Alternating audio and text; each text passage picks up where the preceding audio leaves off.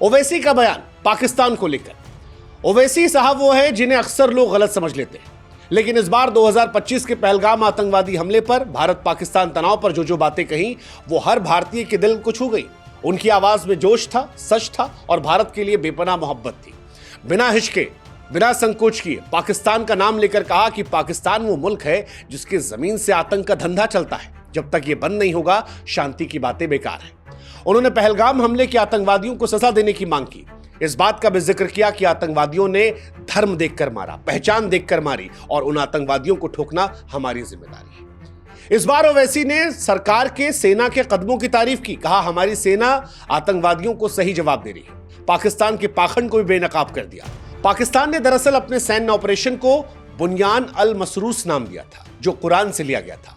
ओवैसी ने इसे झूठ का ढोंग करार दिया। कहा ये वही लोग हैं जिन्होंने 9/11 हमले के बाद मुसलमानों को अमेरिका में बेचा, पुंछ में मासूमों को मारा, बलूचिस्तान में जुल्म किए। इन्हें इस्लाम की बात करने का कोई भी हक नहीं है। इनकी ये बातें पाकिस्तान की दोहरी नीति को दुनिया के सामने ला रहे हैं। ओवैसी यही नहीं थमे। ओवैसी ने पाकिस्तान की बदहाली पर भी खूब तंज कसा। कहा जो IMF से $1 बिलियन की भीख मांग रहे हैं, जो आधिकारिक तौर पर भिखारी बन गए हैं, वो आतंक का धंधा चलाते हैं। मैं इन्हें इंटरनेशनल मिलिटेंट फंड कहता हूं। उन्होंने अमेरिका पर भी सवाल उठाया। कहा अमेरिका, जर्मनी, जापान जैसे देश एक आतंकवादी देश को इतने पैसे क्यों देते हैं। टर्की से भी कहा कि जब तुम अपने राष्ट्र की सुरक्षा के लिए दुश्मन पर हमला करते हो तब तुमने नहीं सोचा भारत जब कर रहा है तो भारत पर सवाल क्यों खड़े करते हो।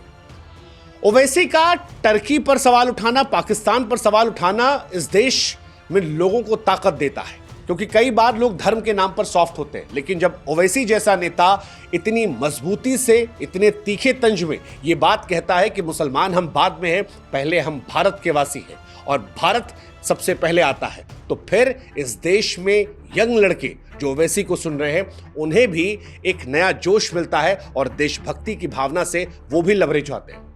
बिहार के मोतिहारी में तिरंगे की पगड़ी पहनकर ओवैसी ने हुंकार भरी। कहा मैं भारत से मोहब्बत करता हूं।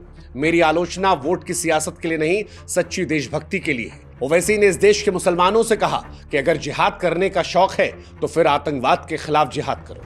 भारतीय मुसलमानों के सामने जब ओवैसी ने बातें कही तो ये देश को एकजुट करने वाली बात थी और इसीलिए आज हम कह रहे हैं कि ओवैसी साहब को सलाम है।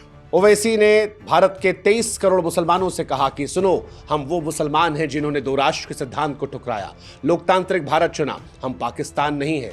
पाकिस्तान वो है जो दुनिया भर में जुल्म करता है, बलूचिस्तान में मुसलमानों को मारता है। हम उनकी तरह नहीं हैं, हम अलग हैं। ओवैसी की तरह एक और नेता उमर अब्दुल्ला, उन्होंने भी जो कुछ कहा वो भारत को मजबूत करने वाला था। जम्मू कश्मीर के मुख्यमंत्री उमर अब्दुल्ला कश्मीर को लेकर ऐसी आवाज उठाई जो इस्लामाबाद तक को दहलाने वाली थी। जिस संयम, जिस ताकत, जिस संवेदनशीलता से उन्होंने बात रखी, यकीन मानिए इससे भारत को मजबूती मिली। कई बार दुनिया कश्मीर को भारत से अलग करके देखती है। कई बार दुनिया कश्मीर के लोगों की बातों को हाईलाइट करने की कोशिश करती है और ऐसे में उमर अब्दुल्ला ने जो बातें कही वो भारत को मजबूत कर रही थी, पाकिस्तान को कमजोर कर रही थी, क्योंकि उमर अब्दुल्ला ने कश्मीर और भारत की आवाज बनते हुए पाकिस्तान को आड़े हाथों लिया और कहा कि साहब आप तो जांच करने से इनकार कर रहे थे, अब शहबाज शरीफ जांच की नौटंकी क्यों करते हैं।